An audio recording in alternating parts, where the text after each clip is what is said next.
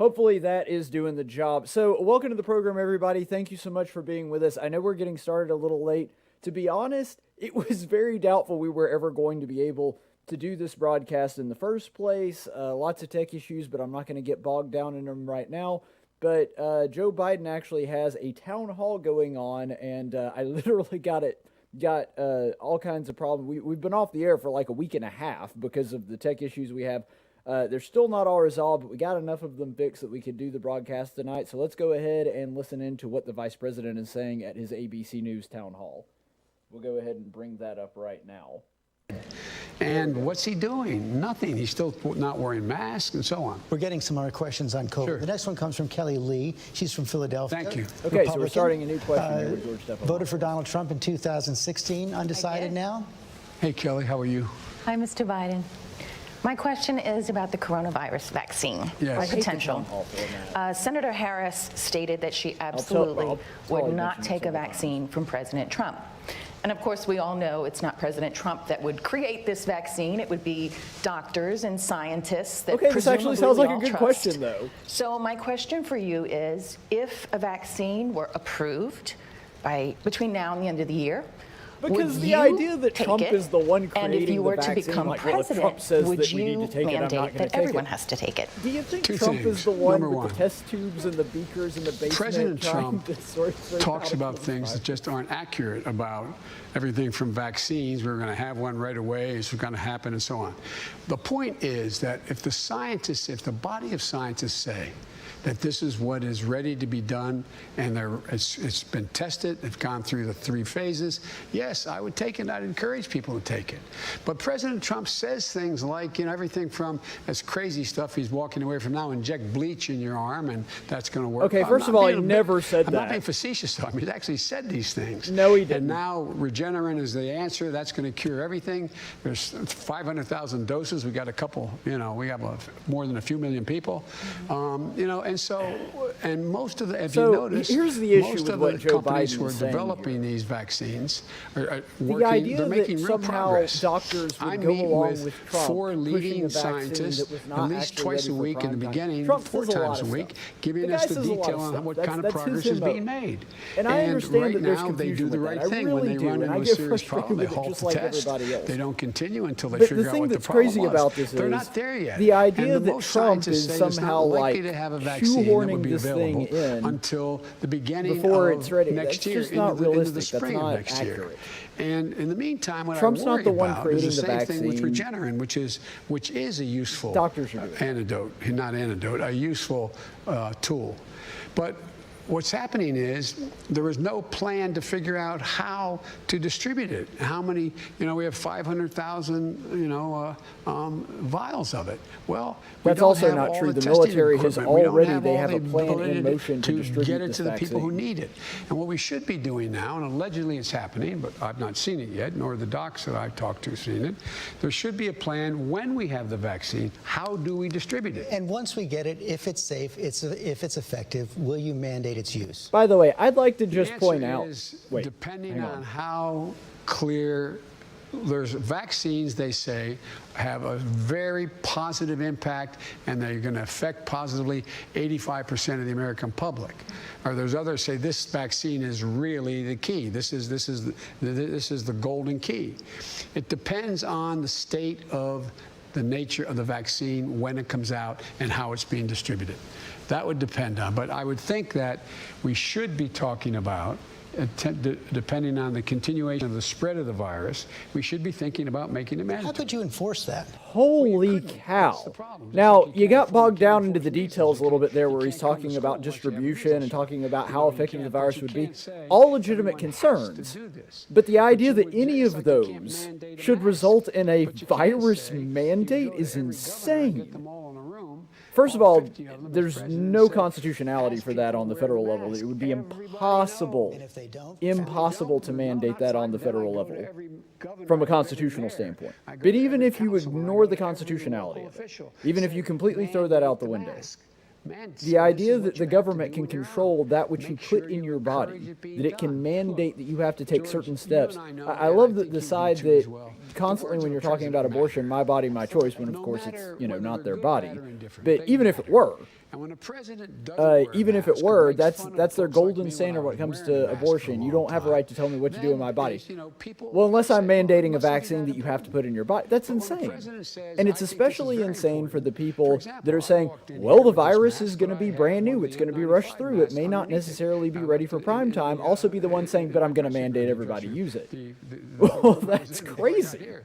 And so The left I has think somehow it matters managed to what be we on the say, worst side of and both of this we're issue. now learning They're on the that anti-vaxxer children are side, getting the virus. saying that, Non-Muslims well, has it's probably not serious reliable, consequences. and because But it's coming out we during the haven't- Trump there's been administration, no nobody should studies trust it done just yet because of on that, vaccines regardless for of what the children. science says. So And then there's a they're also long way to weirdly go, on the but we other can make extreme of the progress in same the issue, meantime and save saying that, lives. but The we'll last go ahead point and I'll make. mandate it If you when the listen- science if you says it's listen That's to the head insane.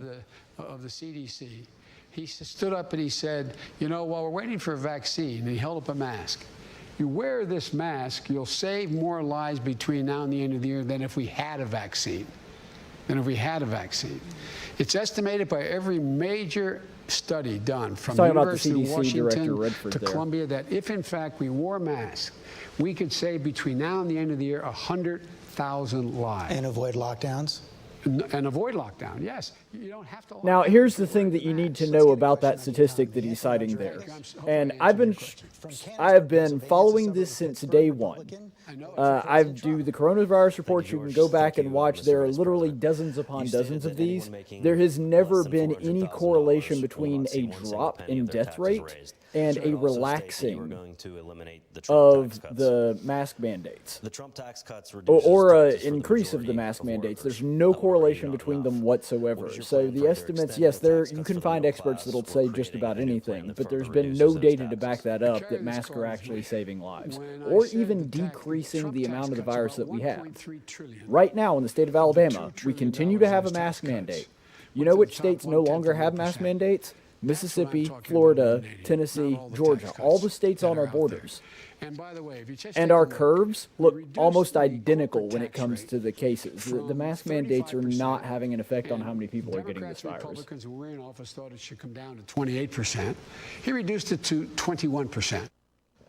You have 91 out of every of the Fortune 500 companies not paying a single solitary penny. If you raise the corporate tax just back to 28%, which is a fair tax, you'd raise $1.3 trillion by that one act. Okay, there's two reasons why that's incorrect. First of all, it only looks at one side of the ledger. Because what you're doing is you're looking at one side of the ledger and you are then assuming, because of that there's going to be no impact in that whatsoever. That, in other words, in year one, you might actually raise something akin to what he's talking about.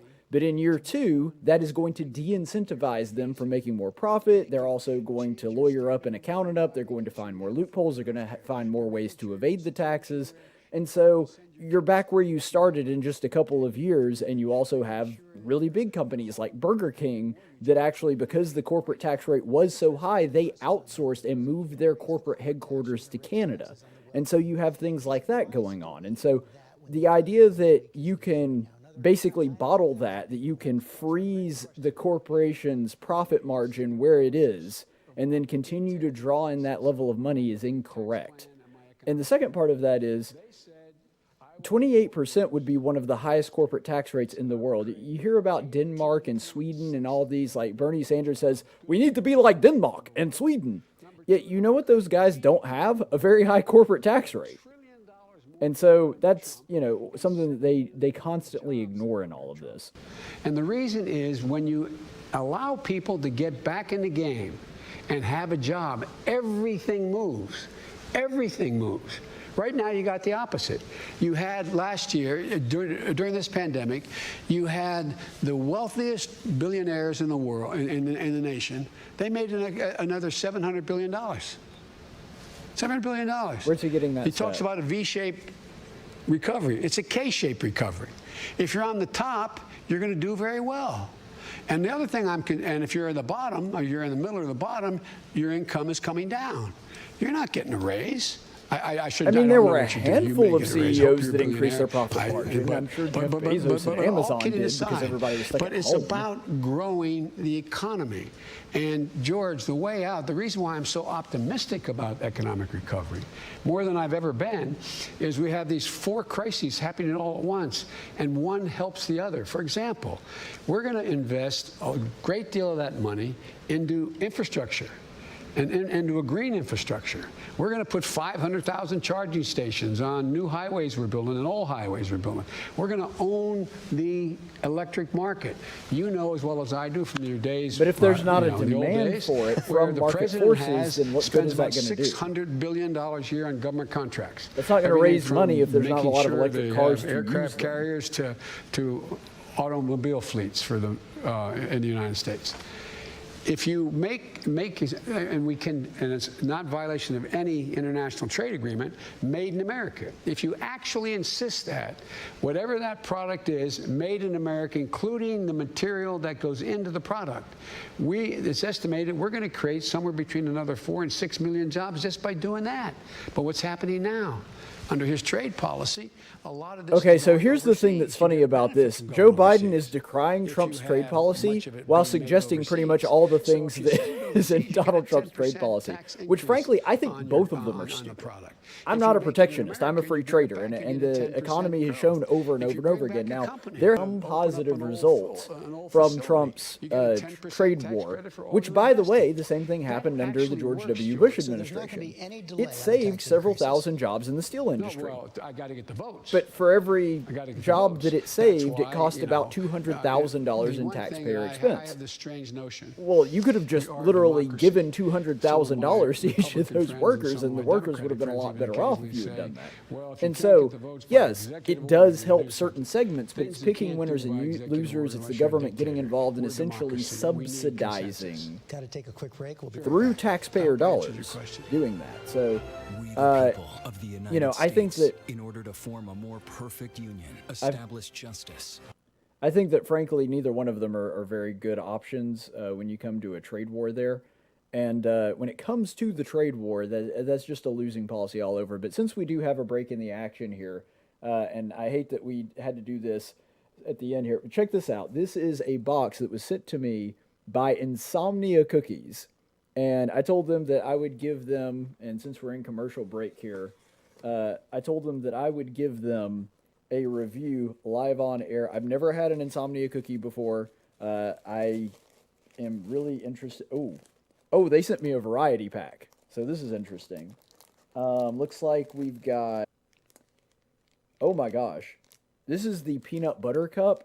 It has like an entire half a Reese's just welded into the cookie here.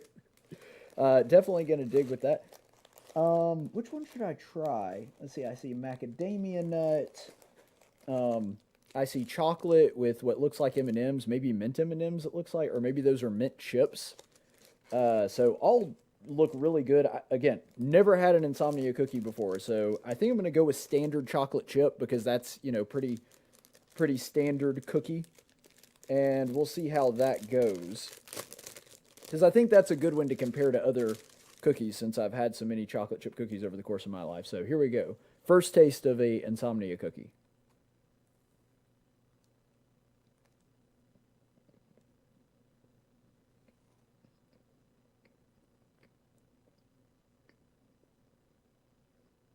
That is a really, really good cookie.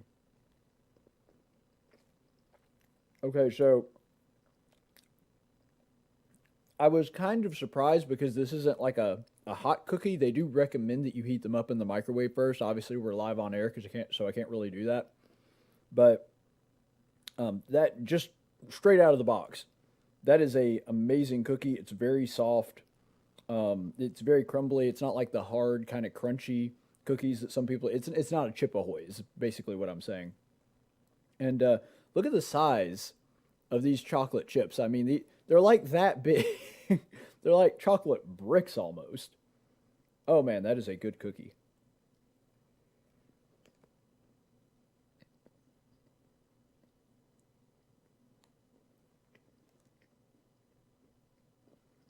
Okay, just to illustrate how big that chocolate chip is, I took a bite out of that same part, that chocolate chip, in my first bite and in my second bite. I am now 2 bites into this cookie and have not even finished an entire chocolate chip. Wow. And the distribution is really good too. Like there's several of them. It's not just like one big chocolate chip. There's several of them in here.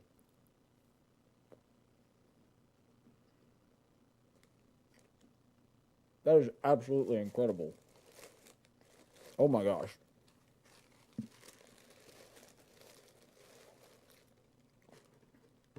So, you can get a box just like this going to insomniacookies.com. And I highly, highly recommend it. Literally, this is the first time I've ever had an Insomnia cookie. Didn't even know they existed. It's a kind of a funny story. My buddy suggested it on Twitter and tagged them. And they were just like, yeah, we'll send you some cookies if you'll review us on the air. And I was like, yeah. And now really, really glad that I made that deal with them. InsomniaCookies.com. By the way, there are 4 right here in the state of Alabama. There's one in Mobile, one in Auburn, one in Tuscaloosa, and one in Birmingham. After this, I think they really, really need to open one in the capital city.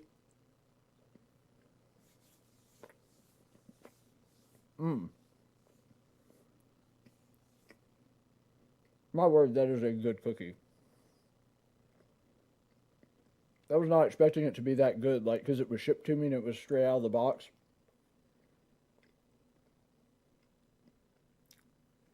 That is every bit as good as a cookie that you get from, like, a local bakery or one that you grab in the mall. Wow. That is definitely not your standard store-bought cookie, so really glad I did that. I told them, since y'all are just sending me cookies, I'm going to be completely honest about my review, whether I like them, whether I don't. And as far as that goes now, I suspect that I'll probably like the peanut butter cup one more. And I'm sure since they recommend that you're supposed to heat them up, that it'll taste even better like that. And I'll try to give a follow-up on that when I try one, when I actually have access to the microwave. I'm not really, online at the time. But man, if it's that good just straight out of the box, straight out of the wrapper, I can't imagine how good it is like fresh out of the oven or something like that. But yeah, check them out. Auburn, Birmingham, Tuscaloosa, and Mobile. If you happen to live in those cities or you happen to pass through them, I highly recommend stopping there, or you can order them just like I did and get one of these fancy boxes at insomniacookies.com. Oh, that's good. All right, so now back to our coverage. Or previous condition of servitude. From the Constitution Center in Philadelphia, here again, George Stephanopoulos. By the way, it's hilarious that George Stephanopoulos, who's like clearly been in the tank for Democrats for a really long time, is doing this. I mean, he was an advisor for Bill Clinton. I'll be okay. Thank you, George, and good evening, former Vice President Biden. Many people believe that the true swing demographic in this election will be black voters under the age of 30. Not because they'll be voting for Trump, but because they won't vote at all. I myself have had this exact same conflict. So my question for you then is, besides you ain't black, what do you have to say to young black voters who see voting He's for a little you as salty further about that, it participation sounds in like. a system that continually fails to protect them? Well, I say, first of all, as my buddy John Lewis said, it's a sacred opportunity and right to vote. You can make a difference. If young black women and men vote, you can determine the outcome of this election. Not a joke. You can do that. And the next question is, am I worthy of your vote? Can I earn your vote? And the answer is, So is that correct? Will black people determine the outcome of the election? Quite frankly, it's unlikely. One is, in addition to dealing with, And I'm not saying that criminal because I'm justice saying that system their to make votes it don't fair count, but and make it more decent, most we have black to be able people, to put black just because of where Americans they into live, they stable either and tend to live in gain very, wealth, very red states or generate very, very wealth. blue states. And And so so the you look odds at that what that entails, black and people are entails going to be everything the from determining early factor, education. That's why I'm they supporting making might sure that in Pennsylvania. Schools, as you know, schools In Pennsylvania, could decide the election. Support their schools. I increased the frankly, funding for them from 15 to I think they're unlikely to be the swing vote. $45 billion. That allows every teacher in that school to make up to $60,000. And the problem now is they're leaving the schools. They're not there. We're short about 1.5 million teachers, 1.25 million teachers. Number two, every 3 and 4 and 5-year-old will go to school, not daycare, school. And what all the great universities, including the one you've gone to, go to or went to, in fact, talks about. Why would you want a 3-year-old in school? What happens when you let them go to school? It really is. It's like the life of Julia. Everything with Democrats has to be cradle to grave, and it burns me up. They're convinced that they're the only people that can take care of people and that black people need to be taken care of because they're just, incapable of doing things on their own. No, I actually believe that black people are capable of taking care of themselves. They don't need the government, just like white people don't need the government to do everything for them. Provide for the ability to bring in social workers and school psychologists. We have one school psychologist in America now for every 1,507 kids. It should be 1 to 500, not just in schools that are poor, but in all schools. Because we learned that, for example, drug abuse doesn't cause mental illness. Mental illness causes drug abuse. Okay, that's fine, but that's an issue for the states, not the Fed. In addition to that, I provide for $70 billion for HBCUs for them to be able to have the wherewithal to do what other universities can do because they don't have the kind of foundational support they need. And so that would allow them, for example, like we did in our administration, the president allowed me to go down and we awarded a cybersecurity laboratory, ability to compete for a cybersecurity laboratory. The federal government spends billions of dollars a year on universities because they are the best kept secret or where most of the major inventions come out of. And so that school now will be able to produce young black women and men who are going to go into a field of the future that's burgeoning, cybersecurity. And that's what's going to help a great deal. In addition to that, if you're a young man about to graduate or you graduated from school and you want to own your first home or well, it's awful hard to get the money, and depending on the background, what your economic background is to get a down payment. I think he almost said something racist and caught himself. A $15,000 down payment for first-term home buyers. In addition to that, what all the studies now show, and I've been arguing this for a long time, is young black entrepreneurs are just as successful as white entrepreneurs or anyone else given a shot.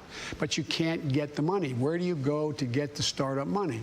So what President Obama and I did, we had a program where we took $1.5 billion and we invested it in all the SBAs around the country, in the state SBAs, small business associations, and that generated $30 billion came off the sideline, because if you have a guarantee of $200,000 for your new startup enterprise, young entrepreneur, you're going to be able to attract, if it's government money as a guarantee, you'll be able to attract another $100,000. It generated. Okay, that's absurd on a number of levels, and the primary reason for that is you shouldn't just get guaranteed $200,000 for your startup. You see, the advantage of the free market here is that they have to believe that you can make a return on that investment. You go to the bank, you give them your business plan, they take a look at it, they decide, yeah, that makes sense, you can probably make some money, we're going to give you this loan, expecting that this is going to pay off. Just guaranteeing it to everybody is stupid. Your home will because you could give it to a whole bunch of people that are destined to fail, and what you're going to have to do is, what you're going to have happen is a whole lot of people taking advantage of that. More for it. We've got to end this. That's what got me involved in politics in the first place, a thing called redlining. We can change so much that we can do redlining so much hasn't been a thing the since the 1970s. to give people a real opportunity. Cedric, did you hear what you needed? Oh, I'm sorry. I was just saying, do you hear what you needed to hear? I think so. Okay. Well, there's a lot more. He looks real enthusiastic. Afterwards, I'll tell you more. Okay. You can tell that man wants to go out and vote for Joe Biden. It's the key. Look, this is the Biden can sense that he's not enthusiastic either. Look at him just begging. My dad, he lost his job up in Scranton. And it took him 3 years to be able, he moved down to Delaware, to Claymont, Delaware, a little steel town, and sent us home to our grandpop to live with him. We finally got back. We lived in apartments, became 6 and 8 housing much later. It wasn't. It was just normal apartments. But it took him 5 years to be able to buy What the heck is he talking about? about? We bought a 3-bedroom home with 4 kids and a grandpop living with us, but it accumulated wealth. You build up wealth. That's how middle-class folks make it. They build up wealth. Then he was able to borrow a little against that to be able to help us get to school, those kinds of things. It's about accumulating wealth. And you're behind an 8 ball. The vast majority of people of color are behind an 8 ball. And it's the same way what's going on now with all this. How are they behind the 8 ball? What's happened? You go to the bank if you're a black businessman, and the president fired the only inspector general to oversee all this help coming from the Congress. And what happens? You go in and they say, do you have an account here? No. Do you have a credit card with this? No. Have you borrowed from us before? No. We bail these. Yes. How dare they ask standard questions that they ask of everybody to black people?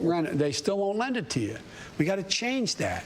It's about accumulating wealth. Want to get another question in here from Angelica? Yeah, that is not a thing that only affects black people. I guarantee you they will ask you all of those questions if you're a white person. I applied for a vehicle loan this week, and I was asked all of those things. That is not because he's a black person. And if they did ask that because he were a black person, or they didn't give him the loan because he were a black person, that would be illegal and they would be sued. The Black Caucus voted for it. Every black mayor supported it across the board. And it didn't. The crime bill itself did not have mandatory sentences except for 2 things. It had 3 strikes and you're out, which I voted against in the crime bill, but it had a lot of other things in it that turned out to be both bad and good. I wrote the Violence Against Women Act. That was part of it. The assault weapons ban and other things that were good. What I was against was giving states more money for prison systems that they could build, state prison systems. And you have 93 out of every 100 people in jail now is in a state prison, not in a federal prison, because they built more prisons. I also wrote into that bill a thing called drug courts. Here's the thing. What's funny about that is nobody really knows what to do with the 1994 crime bill. Trump is kind of hammering Joe Biden for that because of the whole recent thing with Black Lives Matter and the perception that somehow this is the thing that is causing black people to be arrested in droves. It's not. But the thing is, since the 1994 crime bill, whether you agree with it or disagree with it, and there's certainly aspects of it that I disagree with, crime has been on a marked downward turn. And it had been in a consistent downward trajectory right up until, you guessed it, 2015 with Ferguson, where we had rashes of violence against police officers, and for the first time, crime stagnated as opposed to being on a downward trajectory. And we've seen it kind of stagnate ever since then in the past 5 years because of that. And that happened when Joe Biden was vice president. So, regardless of what you do with the 1994 crime bill, which had some things that I probably wouldn't be a fan of and some things that I actually would be a fan of, but maybe not necessarily should be done at the federal level, the effects, at least presumably, are that it did help. And the people that it helped the most were people in poor communities, and a lot of those communities happen to also be minority communities. And so it's weird to see Joe Biden being an apologist for this now. He's not apologizing to black communities, he's apologizing to the woke left who don't believe that the 1994 crime bill was a good thing. Black man would go to jail on average 13 years, white man 2 years. I go down the list of every single crime. So we set up a sentencing commission. We didn't set the time. Every single solitary maximum was reduced in there. But what happened was it became the same time for the same crime.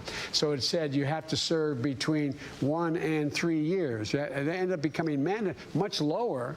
Black folks went to jail a lot less than they would have before, but it was a mistake. Let me ask another follow-up on the crime bill. It also funded 100,000 police back in 1994. You've often said that more cops clearly mean less crime. Do you still believe that? It does. Yes, if in fact they're involved in community policing, not jump squads. For example, when okay, I'm kind of surprised that Joe Biden went for that, but that was a decent answer. From the mid-90s on till Bush got elected. And now he's falling apart. What happened?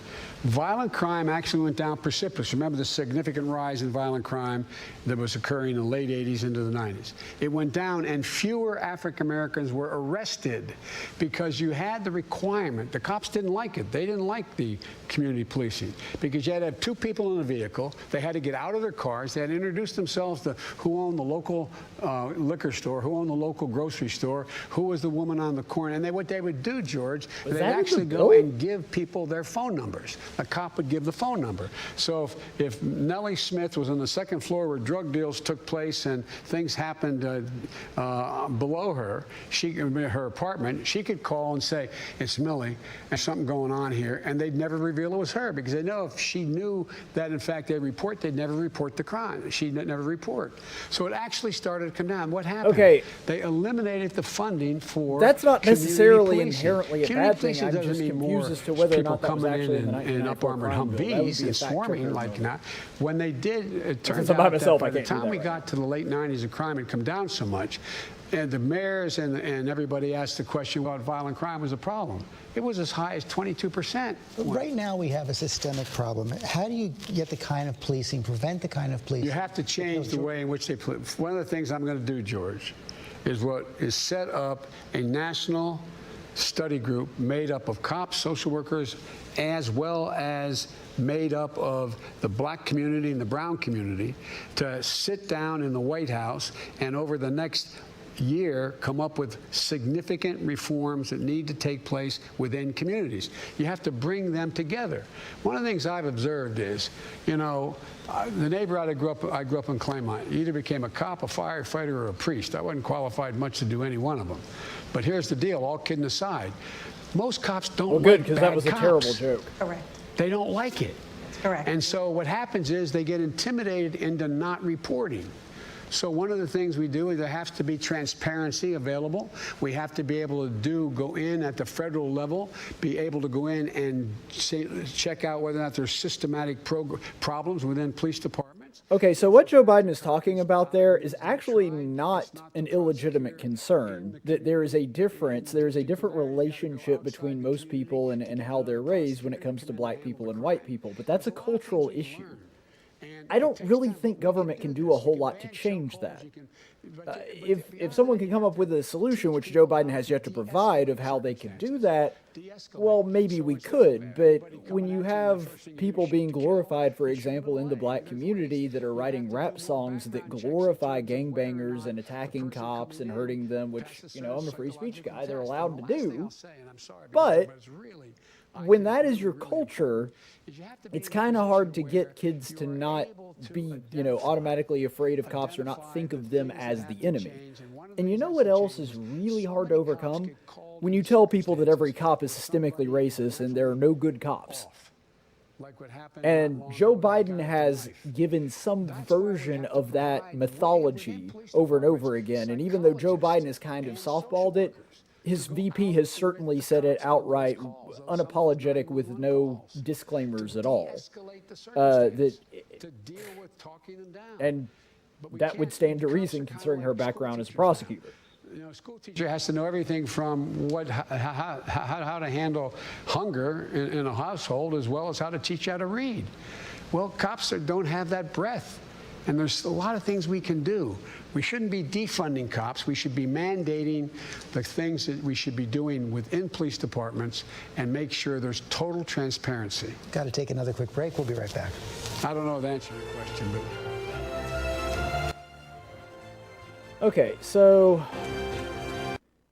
when it comes to that, one of Joe Biden's biggest problems is that he now has Kamala Harris on his side. Now, George Stephanopoulos is in the tank for Biden, as he's been in the tank for every Democrat for the entirety of the time he's been with ABC News, so he's not going to ask a follow-up to this question. But why would you pick, if you don't believe in defunding your cops, as your running mate, a vice president? And let's be honest, I mean, Joe Biden, like Trump, is not exactly a spring chicken, and there is a higher risk than somebody that would be younger than him of this person becoming president. Why would you have chosen as your running mate somebody that has openly said that she did want to defund the cops, that defunding did mean abolishment, and somebody that was actually donating money to and helping run a fund to bail out looters and rioters? Why is it that you're afraid to talk about Joe Biden, you yourself, not just your running mate, that you yourself are afraid to acknowledge that Antifa is a real problem and that they need to be denounced? See, that's the kind of follow-up that you're not going to get from the moderator here. Well, moderator's not correct because this isn't technically a debate. But that's something that you're not going to get from George Stephanopoulos. And so really, I think that that's a big issue that you're going to run into here. So since we're in a commercial break, I'm going to go ahead and do another quick cookie review. Let me see. I'll grab a different cookie this time. I wish that they'd put labels on these so I know what to tell you so you can know what flavor. This is, of course, from Insomnia Cookies, insomniacookies.com. I think I'm going to try... I'm almost certain this is the peanut butter cup cookie. So we're going to go ahead and try this one. Guys, I have sweet tea here for my drinking game that I planned to do but didn't have time to get together. And now, guys, this gigantic peanut butter cookie. This one's actually significantly larger than the cookie I ate earlier. I didn't mean to get one this big, but I guess this is just how they make them. And yeah, look at that. That's literally like an entire Reese's cup just in the cookie. Like it's a chocolate chip or something. That's absolutely crazy. So I'm going to go ahead and bite into that first.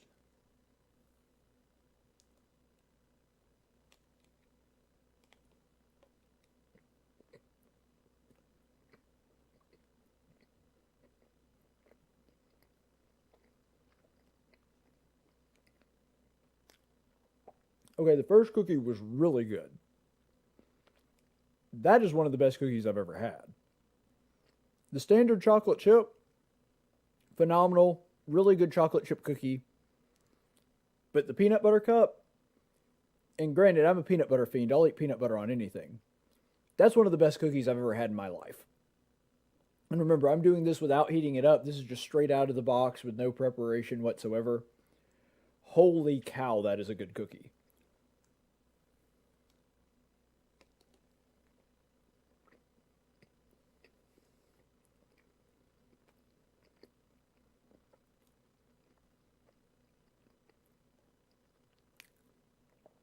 All right, beyond the giant Reese's cup in the middle of the cookie,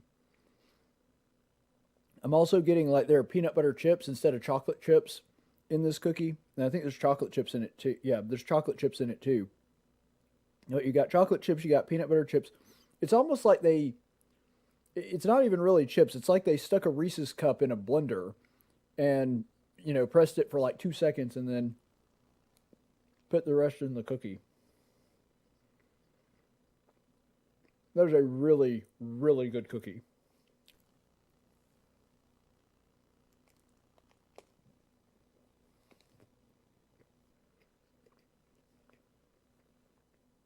Wow.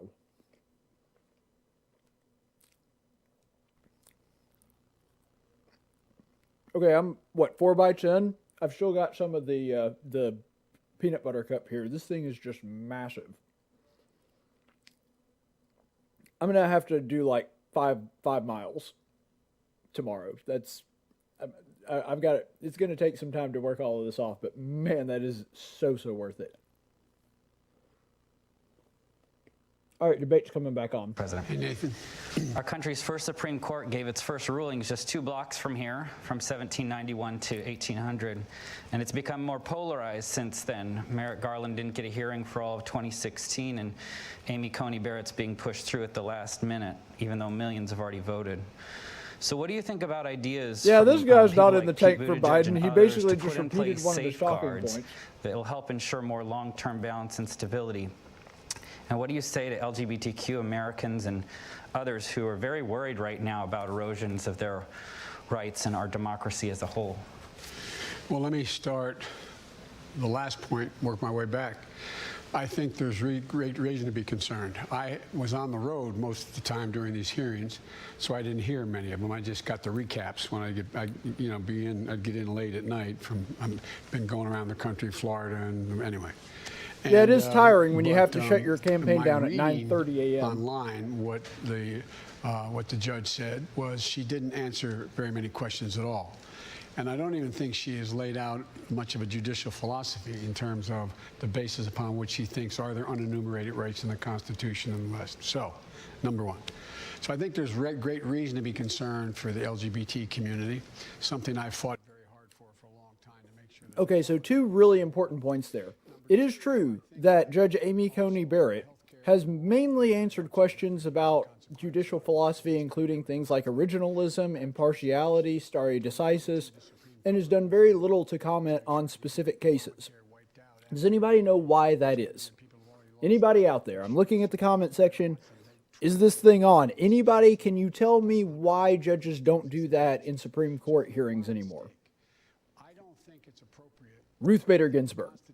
That's actually referred to as the Ruth Bader Ginsburg rule because when Ruth Bader Ginsburg went before for her confirmation, unlike previous Supreme Court justices, she said, I'm not going to give my opinions on any ruling because that ruling could come up in the Supreme Court later. Now, I personally don't really like the Ginsburg rule, but the point is, if you're going to be mad at Amy Coney Barrett for doing that, you need to be mad at the person whose example she is following, Ruth Bader Ginsburg. Agreement among scholars on this, but I believe it's inconsistent when millions of people already voted to put someone on the court. I think it should have been held until this election is over.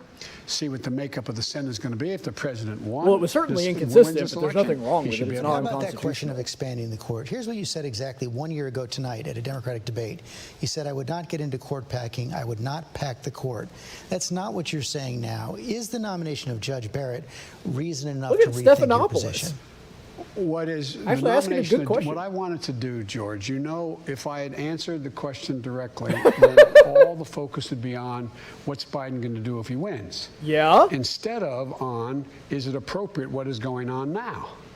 And it should stay, this is the thing that the president loves to do, always take our eye off the ball. What's at stake? One of the things Pete has suggested is, and there's a number of constitutional scholars have suggested as well. Okay, so what you're seeing now, and the way that he gave that non-answer, it's the same bad non-answer he gave really all weekend, even saying that the voters don't even deserve to know what I'm going to do. The reason that he is saying that, and the reason that it makes no sense, is because if he wanted to take focus off of it, all that he would have to do is say, no, I'm not going to pack the court. Because if he says, no, I'm not going to pack the court, it becomes a non-issue. That's no longer a concern at that point. You have taken that talking point away from Donald Trump. They can say that he would appoint bad justices, but they can't realistically say that he would pack the court. They might even say that other people would pressure him to do so later, but that robs Donald Trump of the talking point. And so the point that he's making is literally backwards. If he wanted to take attention off of that and put it on how Trump is handling this, the easiest way to do that would be to say, nope, not going to pack the court no matter what. But he won't say it because he's contemplating it now, and that's why he doesn't want to answer, because he knows that that is wildly unpopular, even with a lot of people that are considered Democrats. But not being able to do anything to deal with what's going on in terms of the economy as a consequence of COVID, and they have no time to deal with that, but they have time to rush this through. Well, right now, it looks like they're going to have a vote around Halloween, so if they vote on it before the election... If they vote on it before the election, you are open to expanding the court? I'm open to considering what happens from that point on. You said so many times That's a during complete the campaign, non-answer. all through the course of your career, it's important to level. That tells the voter George, absolutely if I nothing say, about the action. No matter what answer I gave you, if I say it, that's the headline tomorrow. It won't be about what's going on now, the improper way they're proceeding. But don't voters have a right to know where you stand? They do have a right to know where they stand, and they'll have a right to know where Well, that's they a stand before complete they reversal vote. of what he said Monday. So you'll come out with He a said clear they don't position have. before Election Day? Yes, depending on how they handle this. But look, what you should do is you got to make sure you vote. And vote for a senator who, in fact, reflects your general view on constitutional. Okay, now granted, that is more of an answer than we've been given, saying depending on what happens with the ACB nomination, then I'll give my position on what I'm going to do before Election Day. But if that were the case, there's an easy way to resolve that. Say, if she's confirmed, I will do X. If she is not, I will do Y. You have to give two answers, but it still makes more sense than just not answering. As a disaffected Republican, you cast a write-in vote for John Kasich in 2016. You're going to vote against President Trump this year? And John's writing in for me, by the way. I know that. Mr. Vice President. I'm sorry.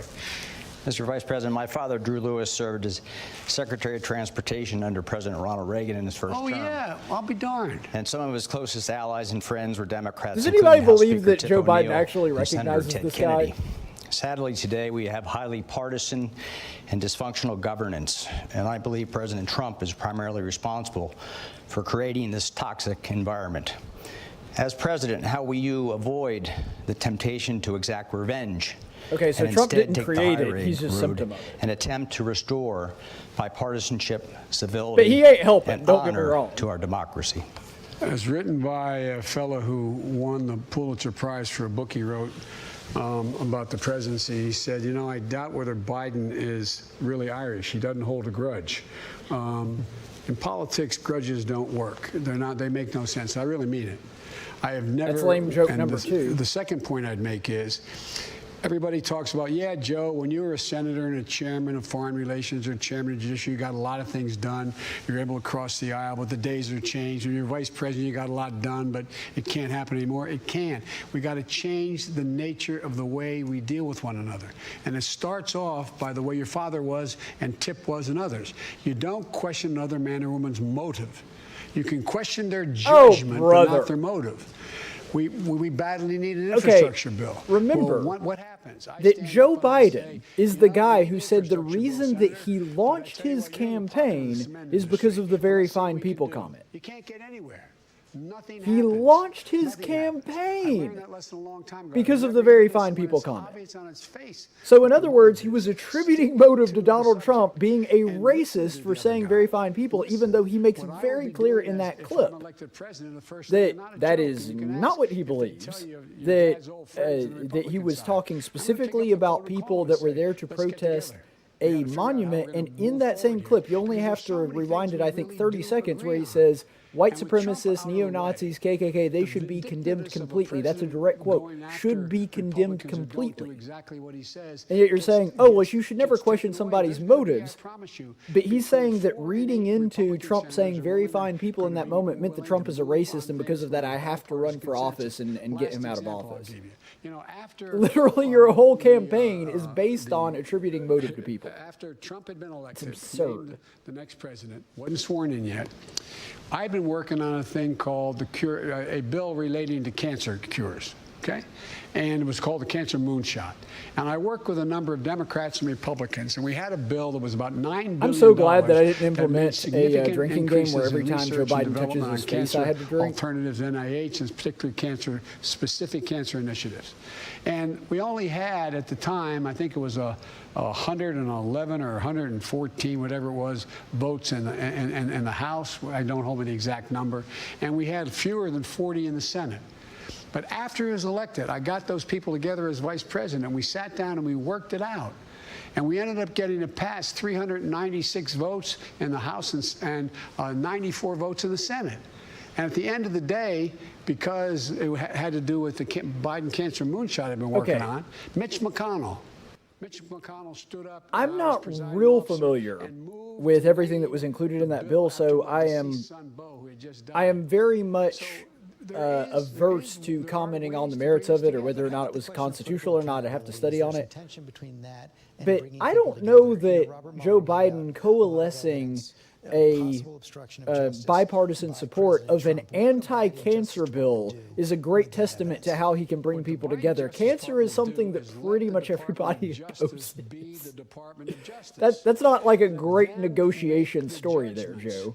Of who should be prosecuted. They are not my lawyers. They're not my personal lawyers. So you're not going to rule it in or rule it out? I'm not going to rule in or out. I'm going to hire really first-rate prosecutors and people who understand the law, like Democrat and Republican administrations have had, and let them make the judgments. But turning this into a vehicle for as if it's your own law firm, you don't own that Justice Department. You pick the best people you can, and you hope that what they're going to do is they're going to enforce the law as they see it.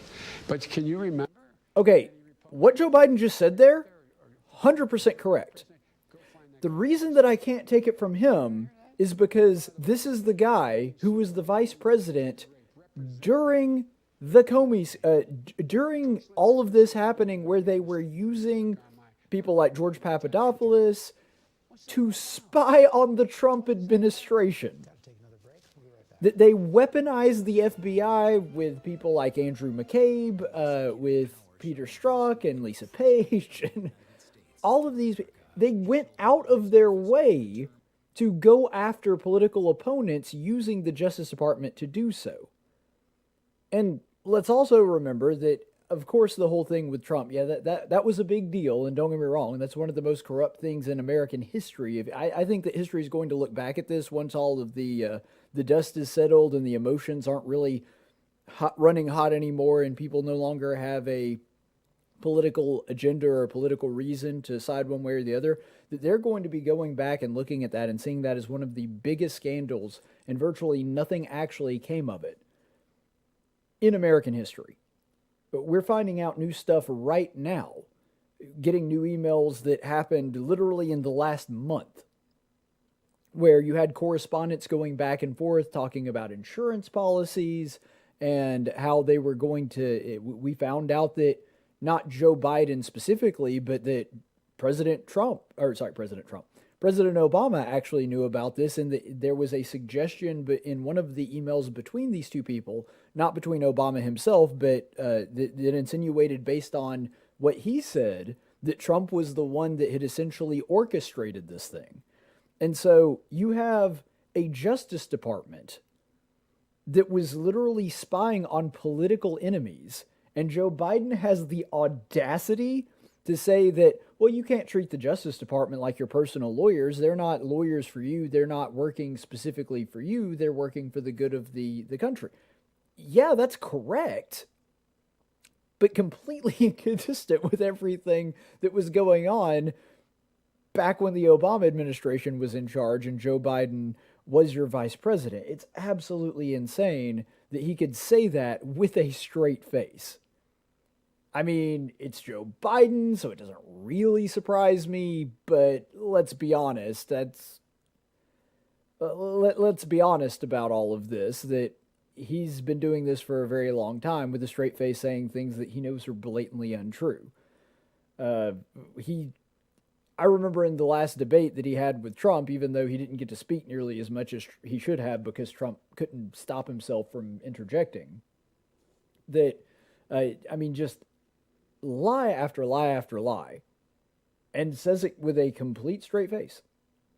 This is a guy that's very, very practiced in that, and was saying ridiculous things like that his son wasn't paid millions of dollars in Ukraine and Russia. Well, you could say that you don't have anything to do with it. You could say that there was no corruption going on. I think that there is, and I think that that's debatable, but you can say that. He straight up just said it didn't happen. Well, it did happen, but Joe Biden has gotten so used to that, and he knows that the media is going to cover for him, that he's gotten to the point where he can just lie without the fear that somebody is going to call him out on it. And that if they do call him out on it, it'll be the tired old Republicans pounce thing, where the only thing the media reports on is the Republican reaction to what happened, not the thing itself.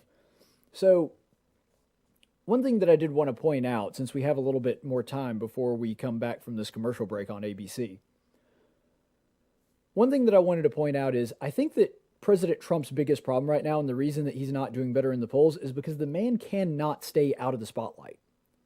You need to let Joe Biden stay in the spotlight. In the debate, he couldn't let Joe Biden talk. You have to give him enough time. You have to give him some camera time to allow him to hang himself, or to, at the very least, give you something to attack him on. And this happened constantly in the debate, that he wouldn't give Biden enough time to answer the question so that Trump could react to the question and point out that it was incorrect. And tonight is a great testament of that. You have Joe Biden on the air for 2 consecutive hours just talking. That is not a good thing for Vice President Biden. This is a giant gift to the Trump administration. What does Trump do? He tries to have a town hall on the exact same night so that it will be competing with Joe Biden's airtime. And it's crazy, the left was all angry about this and were upset at NBC for putting Trump on. I'm like, guys, that is the biggest gift that Trump could have given to the Biden campaign. You should want Trump to take eyes off of Joe Biden tonight. And looking at this, I mean, he's not falling over and drooling like, some people would have you believe because, he's just that old. But he's also not doing a very good job of answering these questions, particularly on the court packing thing. Not sure what you're going to do this time around. Correct? Correct. Greetings, former Vice President Biden. Hello. Thank you, Mr. Stiles. In a 2012 report of the University of Pittsburgh's Institute of Politics, fracking was discussed and its possible implications for the waterways from the Commonwealth to the Gulf. Fracking has made the population sick and killed wildlife in southwest Pennsylvania. The Commonwealth of Pennsylvania and small business development centers have already begun to transition people away from fossil fuels. What industries that are not harmful to human health and the environment are you planning for southwest Pennsylvania and the nation? Well, first of all, I make it clear I do not propose banning fracking. I think you have to make sure that fracking is in fact not emitting methane or polluting the well or dealing with what can be small earthquakes and how they're drilling.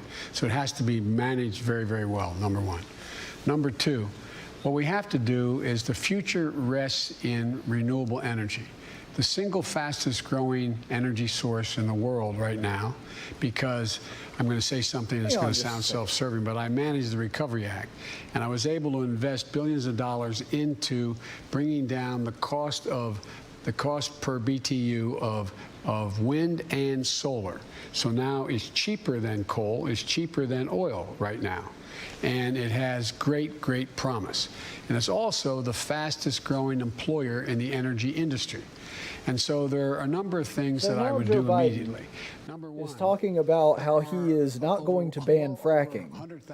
But I wasn't planning on doing this, but I just happened to have it here. To cap these wells and get a good salary. I think I'm going to go ahead and play a quick clip, which I did not intend to do, but I think it'll be worth our while. So let's go ahead and play this clip of Joe Biden recently. Carbon capture. So are you ready to commit to the responsible phase out of fossil fuel production as part of your administration? Well, look, we got to go to zero emissions, man. Zero emissions. Zero emissions. And we can. It's within our wheelhouse. And the answer is yes. Would there be any place for fossil fuels, including coal and fracking, in a Biden administration? No, we would work it out. We would make sure it's eliminated and no more subsidies for either one of those. Any fossil fuel. We must have and adopt a Green New Deal. On day one as president, I would re-enter us in the Paris Agreement. And I think. And it goes on more than that, because again, I didn't plan that clip for tonight, but I mean, you heard it right there. Joe Biden was promising to get rid of fossil fuels and fracking, that we're going to phase it out. Those are his words. And so, like I said, the guy has just gotten to the point to where he can lie with a straight face, and he's pretty good at it. Made in America, but building an infrastructure that's clean and new. And what we have to do is focus on the transmission of energy across the country from areas relating to solar and wind. The reason is solar and wind make up less than 2% of the entire nation's energy consumption. A lot of people in Silicon Valley, the battery technology wood makes up about the same amount of energy that we use every year, for example, as solar and wind on your combined. home and a battery the size this by this, as I'm showing you here, in your basement. So when the sun doesn't shine for 5 days, you still have enough energy. So we're making significant progress. The other thing we're going to do is any idea how provide many an awful lot of carbon work. emissions you have to It's do to make a estimated battery put that close to 1 size? million people to work by weatherizing 4 million buildings and 2 million homes, because we'll save tons and tons of energy, or like billions of barrels of energy over time, and at the same time provide significant employment and a good union wages, prevailing wages. So here's the thing. There's nothing wrong with weatherizing to save money, but if companies were going to save money weatherizing, they would already be doing it. Believe me, if businesses said you can cut your costs by this significant amount if you just go ahead and bite the bullet and take this loss now and spend this money now, they'd say, yeah, we'll definitely do that. So I believe in some of the things that Joe Biden is talking about, but it should be driven by the market, not the government. Because I sat down with them in great detail with the leadership exactly what I would do, number one. Number two, what I would do is I would stop giving tax breaks and subsidizing oil. Oh, We don't John from need to Millbrook, subsidize oil any didn't longer. Joe help Number create the one. Justice We should Department? stop I don't that. think It's that he saved actually billions of created the dollars Justice over time. Department. What I would also Although do he's with old enough, regard maybe to- he did. there's I don't know. The difference between me and the new Green Deal, they say automatically by Green New Deal. 2030 we're going to be carbon free. Not possible. So are you for it or against it? You say you're not for it, but in your website it says you call it a crucial framework. That's a good question. My deal is a crucial framework, but not the new Green Deal. But The your new Green website Deal says the new calls for Green Deal is a elimination crucial of framework. That is a direct all quote. non-renewable energy by 2030. You can't get there. You're going to need to be able to Yeah. transition, George, Okay, I actually to do be able have to this one on transition file. to get to the place where we invest in new technologies that allow us to do things that get us to a place where we get to net zero This is the emission, Biden including in Harris. I agriculture. took I've laid this out just a couple detailed days ago plan. from the We should website. be The Green New taking Deal is a crucial the framework. plan That where is we a allow direct quote from his significant more website. land to be put in conservation, plant deep-rooted plants which absorb carbon from the air, and in fact pay farmers to do it. We can do things like pelletize all the chicken manure and all the horse manure and cow manure, and they can be and take out the methane and use it as fertilizer and make a lot of money doing it. For example, right now down in people when Well, I that's say a that, load they of wonder crap. what I'm talking about. The biggest carbon sink in the world is the Amazon. Okay, how would you, first of all, the methane that is emitted that they're talking about when when cattle, and most of it happens when they belch, actually. That's where they emit most of the carbon. That's the methane that they're talking about when they talk about methane contributing to global warming, which I don't believe. And there's a reason for that. The half-life of the methane is actually incredibly low, and I've gone over this in the past. But regardless, even if you believe that, if you buy into the left's version of methane contributing to global warming, Got to take another quick break. We'll be right back. if you do buy into that narrative, what Joe Biden just said makes absolutely no sense. There's not methane in the poop. There's methane in the cow belches and flatulence. Methane is a gas, and methane's also not a fertilizer. You could use nitrogen as a fertilizer. You could use some of the other organic materials inside the excrement that is a fertilizer, but methane ain't a fertilizer. And so Joe Biden has no idea what he's freaking talking about. And I'm not an expert on this stuff either, but I am an ag major, and I've spent an awful lot of time around animal poop. I mean, it's a weird qualification, but yes, it's what my life has been. Also love John from Millbrook commenting down here in the comments section. Let me see if I can go through and read some of these while we've got a break going on here. Yeah, he says, didn't Joe create the Justice Department? No, not. I don't think that's the true, but man, he's old enough to where he very well could have, theoretically. But yeah, Joe Biden, first of all, he doesn't even know the name of the thing. He keeps calling it the New Green Deal. It's the Green New Deal. So he gets that wrong. And even if you buy into that insane narrative that that somehow cow flatulence is destroying the planet, which is absurd on a number of levels. You don't have to be a climate denier or somebody that doesn't believe in man-made climate change to believe that that's absurd. But regardless, Joe Biden doesn't even get that right. Even if you buy into it, he's getting the science wrong on that. And so it's hilarious to me to hear him talking about we have to believe the science. Joe Biden doesn't even know the science. He doesn't even know what, passes for science according to the climate change alarmists. And so he's completely wrong on that. And it's funny that when he's pressed on, well, you say that you're against the Green New Deal, but your website says that it's a crucial framework. He's like, well, no, my plan is a crucial framework. Yeah, well, your website needs to be changed then. Look, what you have seen here tonight and what this is indicative of, and I think that this is true and will remain true, is that Joe Biden is going to be a tool for people around him. That he's going to have advisors, that he's going to have staff members that are surrounding him that are setting this agenda, because Joe Biden doesn't even know what his own agenda is. He doesn't know whether he's for the Green New Deal or against the Green New Deal. He doesn't know what's on his website. He doesn't understand his own policies or his own positions on things.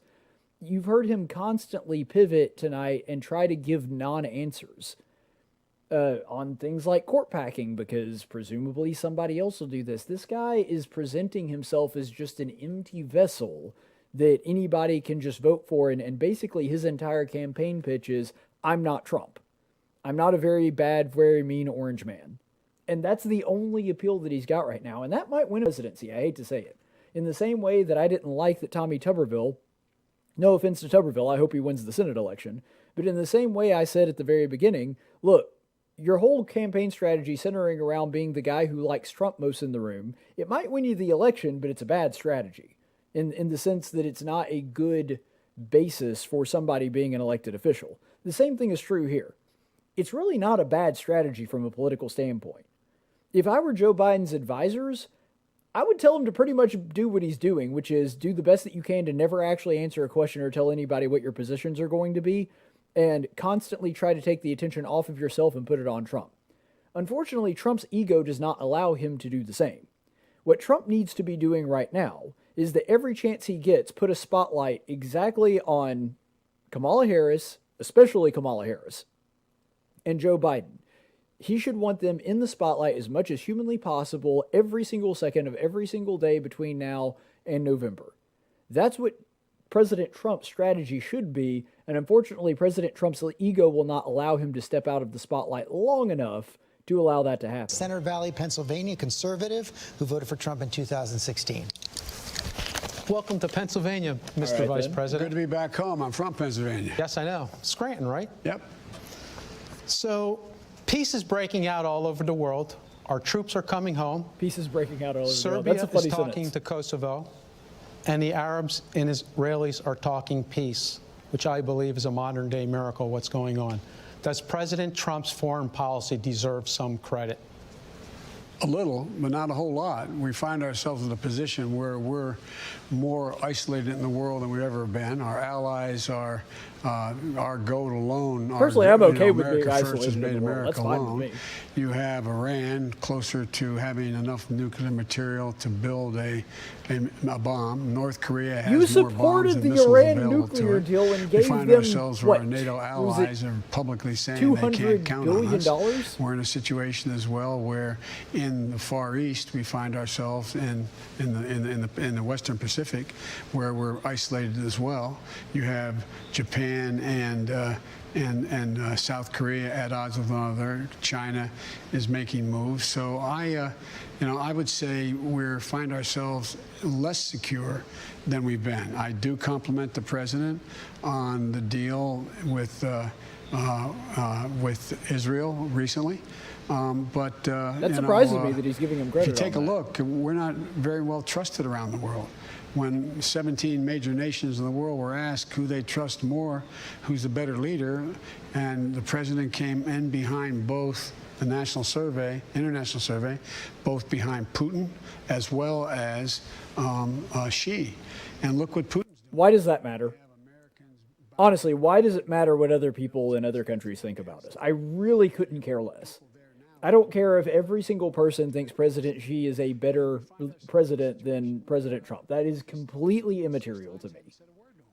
I know that for the left, they really, really care about that stuff, and I don't understand why. They're terribly concerned about how Europe and other nations view us. I mean, I don't really care what they think of us, to be perfectly honest. I want them to be afraid of us in the sense that they know not to screw with us. And I want them to know that if they're going to be on the side of right, that they will have a friend in America and a trading partner. But beyond that, I don't really care what they think about us or our president. The art of the deal by Xi and China. So I would respectfully suggest, no, there is no plan, no coherent plan for foreign policy. You know, we've always ruled, we've been most effective as a world leader, in my humble opinion, not just by the exercise of our power, we're the most powerful nation in the world, but the power of our example. That's what's led the rest of the world to follow us on almost everything. He's pulled out of almost every international organization. He gets laughed at when he goes to... Which organization is he pulled out of? Literally, not figuratively, when he goes to the United Nations. I mean, it's just not. We still go to the G20. We still go to the G7. President per we se. still go It's to the about UN. the nation. I disagree with all the of lack of respect that, that's shown to us. I want to get one more question. He This hasn't segment pulled out comes of from any. Mika Hack. He hasn't pulled out of She's any from organization. State College, Pennsylvania. This is your first presidential election that you're voting. Yes. Hi, Mika. How are you? I'm good, thank you. I'm the proud mom of 2 girls, 8 and 10. My youngest daughter is transgender. The Trump administration has attacked the rights of transgender people. How? Banning them from military service, weakening non-discrimination protections, and even removing the word transgender from some government websites. How will you, as president... So not having the group that you belong to on a government website is violating your rights? I'm Church of Christ, and I'm pretty sure I can't find a government website with that name on there. Does that mean I'm being discriminated against and my rights are being violated? Executive orders, number 1. You may recall, I'm the guy who said, I was raised by a man who, I remember I was being dropped off. My dad was a high school. Wait, you were being raised by a man, but the transgenders don't believe in men, so that was offensive. Off to get an application in the center of our city, Wilmington, Delaware, the corporate capital of the world at the time. And these 2 men, I'm getting out to get an application to be a lifeguard in the African-American community because there was a big swimming pool complex. And oh, well, we're going to get the corn pop story? Please tell the corn pop story. Kissed one another. I'm getting out of the car at the light, and I turned to my dad. My dad looked at me and said, Joey, it's simple. They love each other. The idea that an 8-year-old child or a 10-year-old child Those are not transgender people, those are gay people. I want to be completely transgender. Different. That's what I think I'd like to be. It'll make my life a lot easier. There should be 0 discrimination. And what's happening is I'm against too many discrimination, transgender women of color are being murdered. They're being murdered. I mean, I think it's up to now 17. Don't hold me to that number, but it's higher now. Yeah. And that's just this year. And so that's horrible. I promise you, there is no reason to suggest that there should be any right denied your daughter or daughters, whichever, if 1 or 2, your daughter, that your other daughter has a right to be and do. None. 0. Yeah, I'm on board with that. My Transgender son shouldn't have any. in the state of Delaware, and because of a young man who became a woman who worked for him in the Attorney General's office.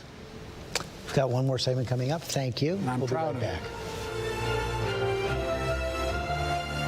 Okay, so this is part of the problem with what Joe Biden was just saying there, and this is an issue just sort of at large with the arguments that are trying to be made there.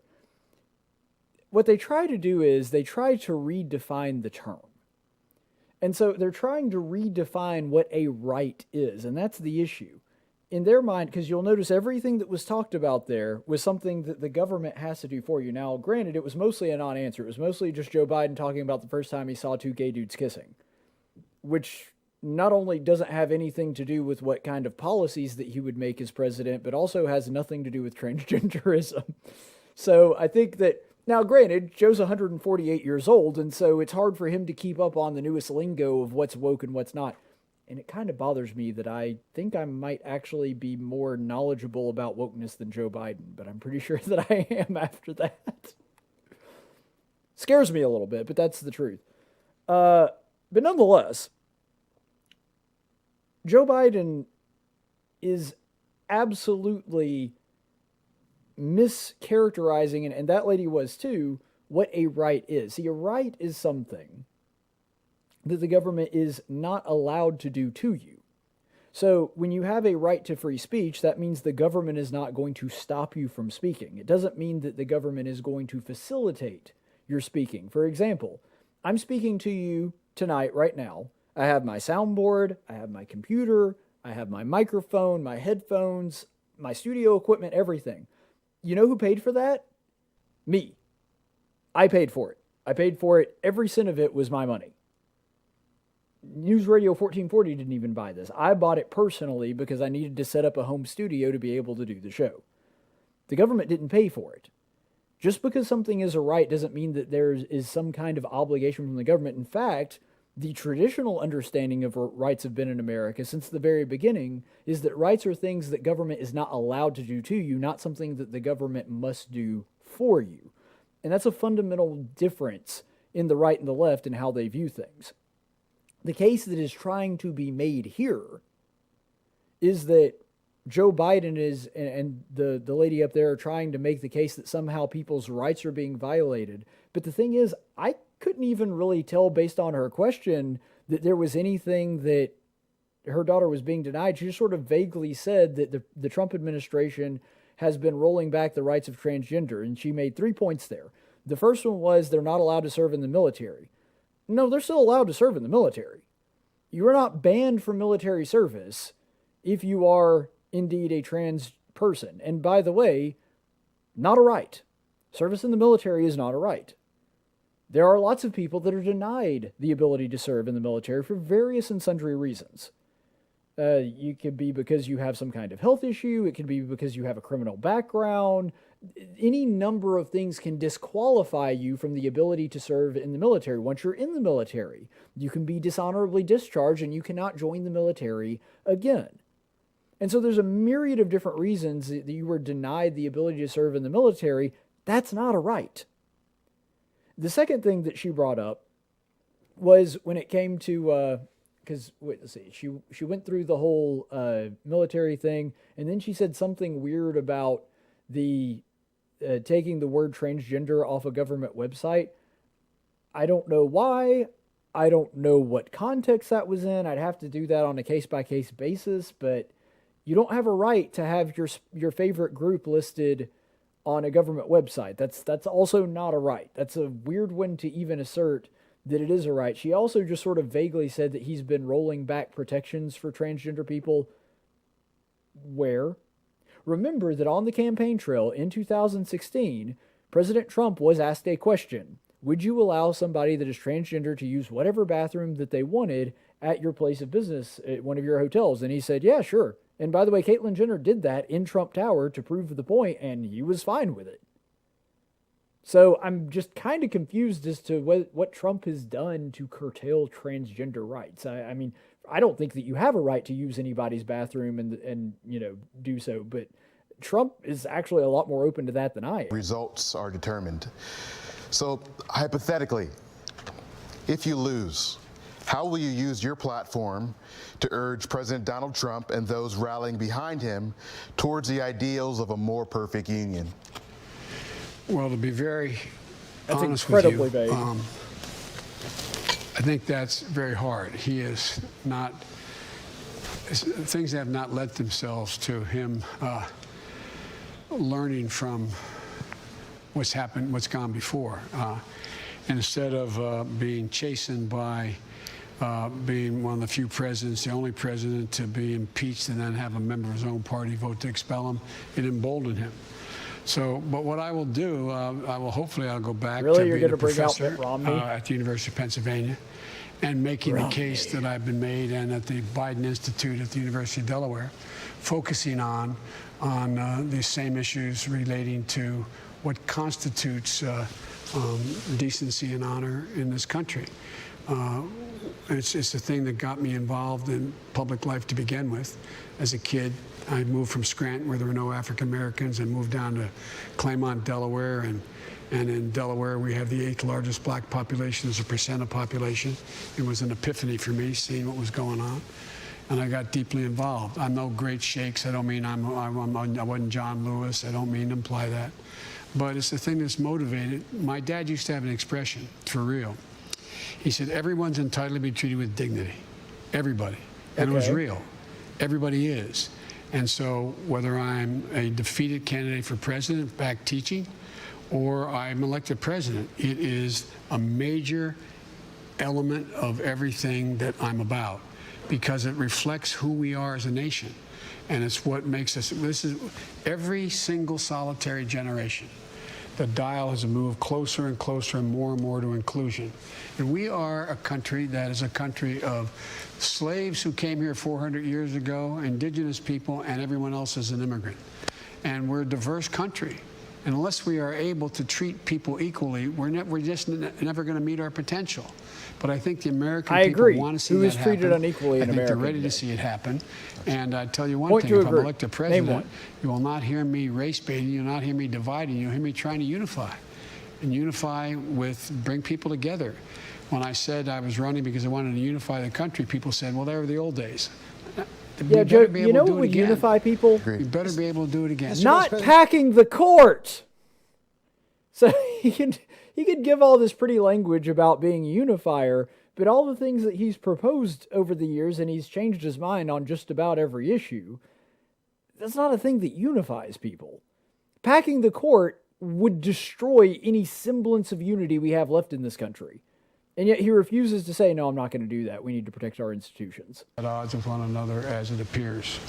The president also, things like Ferguson and the Trayvon Martin, that all happened while he was vice president, where we had violent riots and race riots in the streets, which we had not seen for several decades at that point in history. And I think people need hope. I think, look, George, I've never been more optimistic about the prospects for this country than I am today, and I really mean that. I think the people are ready. They understand what's at stake, and it's not about Democrat or Republican.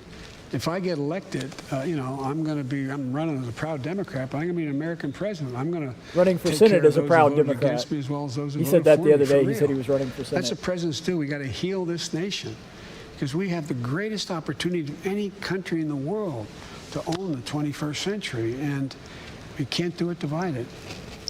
One more break. We'll be right back. Once again, what Joe Biden has said there, in a microcosm, if all of that took place in a vacuum, wouldn't necessarily be something that I disagreed with. The problem is everything that he is proposing to do as a president is the exact opposite of that. That's the issue. I mean, he's talked about just tonight, brought this up multiple times, said that what they need to do and what they are going to try to do here is they're going to try to get divisiveness in and of itself is a bad thing if it's done correctly or done for the right reasons. You know, obviously I would rather be united than divided, but you never sacrifice truth for unity. And so there are times where you have to divide people. But increasing your taxes, which Joe Biden has promised to do from day one, would necessarily divide people. What he has talked about doing with the environment, which would necessarily skyrocket, to use Barack Obama's term, his former boss, would necessarily skyrocket the money that people would be spending on energy. That would be a thing that divided people. Suggesting that there is an actual Klansman and neo-Nazi in the White House right now by suggesting that when he was saying that it was very fine people, that was a failure on Trump's part to condemn white supremacists, even though he literally condemned white supremacists like 30 seconds before he said very fine people. It's just insane. The idea that he's some kind of great unifier, he's done nothing but divide since he hit the campaign trail. Granted, he's divided less than some of his other Democrat primary opponents, but he's done just as much to divide people as anything. And, you know, like in the Obama administration, actually going after a political opponent, coming up with it's called Spygate for a reason, a whole spying thing to go against the sitting president to spy on your political opponents. That is a thing that is divisive. And so I don't have a problem in a vacuum with what Joe Biden said there. It's just that none of his actions actually back that up. And the way that the left constantly decries everybody that disagrees with them, they decry people that, are rich as long as they're on the wrong side. They decry Christians. They say that they are hiding behind religious liberty and using that as a guise to promote hatred. They say that now every white person is a racist, and the newest literature that has come out that if you're white, you're just a racist and there's nothing you can do about it. Remember that it was a very divisive thing for Hillary Clinton to refer to about half the country as deplorables in the last election. Now the left has just come out and said, okay, everyone's a racist. Every single person is a racist. And you're trying to tell me that you're the one that is promoting unity and wouldn't divide people? Joe, everybody on your side is trying to tear the country apart. They're rewriting history with things like the 1619 Project. They're trying to undo any sense of commonality that we have with one another. They're saying that instead of being a melting pot, that America should be divided along cultural and racial lines and economic lines, and that we should get rid of rich.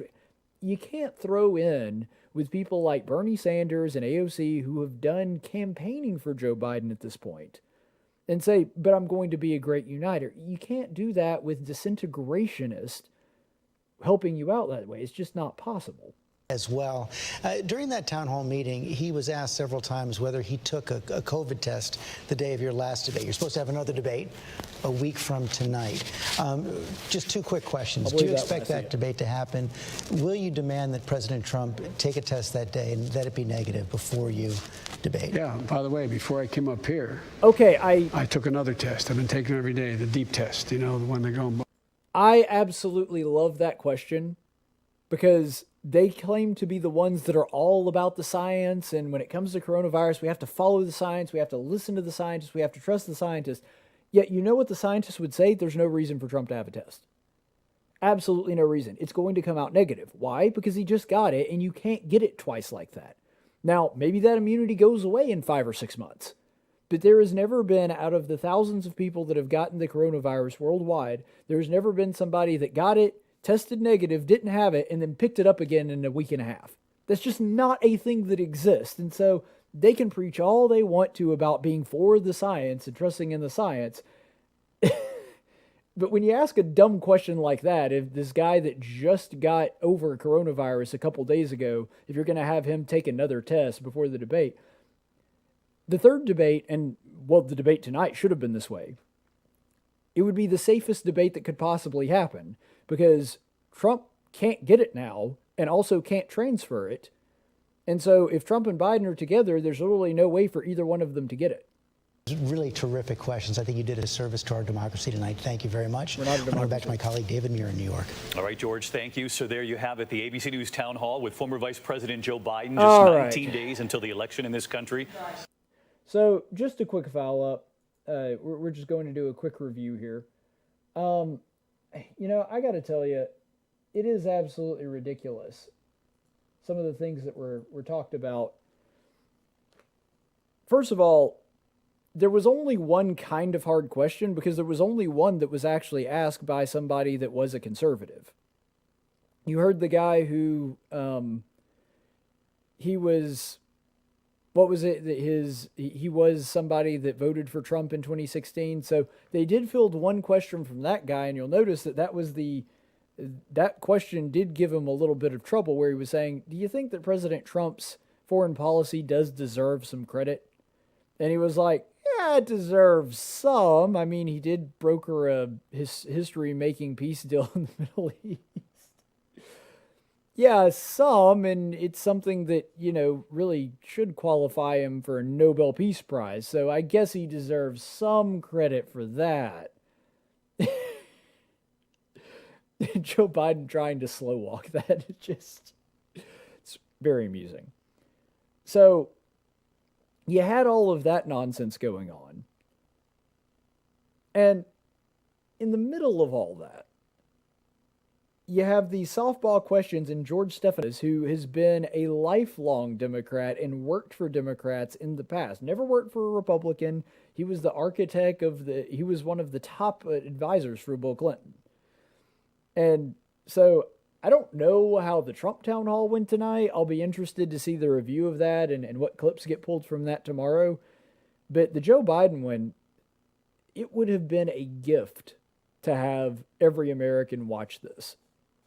Was it an unmitigated disaster? I mean, you know, Joe Biden didn't like pass out or something. Wait, it looks like they've brought Joe Biden back on stage for some reason. Let's pull that up real quick. The one who first agreed to doing a town hall after the debate was canceled. Oh, no, he is talking, but the commentators are talking over him. Okay. Anyway, that's all I had. And it's a darn shame because I had several specials planned out this week. I don't think that I will be able to get to them anytime soon just because everything that we've been having issues with the technology. But guys, thank you so much for being here with us and watching this. And I do have a panel planned for the next debate. Supposedly, the next debate is going to happen. Hopefully, the commission, I can't think of any other reason why they would have canceled tonight's debate other than to help out Joe Biden. But either way, we're going to, for sure, going to be, trying to come up with something together for the next debate. It looks like I've got at least 2 panelists, if not 3, coming on. I don't know about the others, so we'll just have to wait and see. And, by the way, I will, I can't share that news. There's a reason that a couple of my panelists probably won't be returning. I've got some other people, some different people coming in to discuss that. And so we will hopefully be able to see you next Thursday. I'm going to try to get my software working so that we will be able to do another show on Tuesday to get you ready for all of that. And I've got some really fantastic specials going over some of the things that we've been talking about tonight. So we will do that hopefully the next time. In the meantime, stay the course, friends.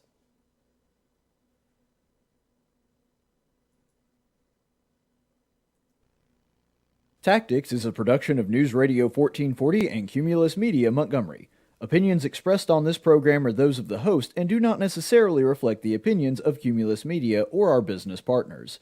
Graphics by Jessica Dawson. Video production by Jackson Dean.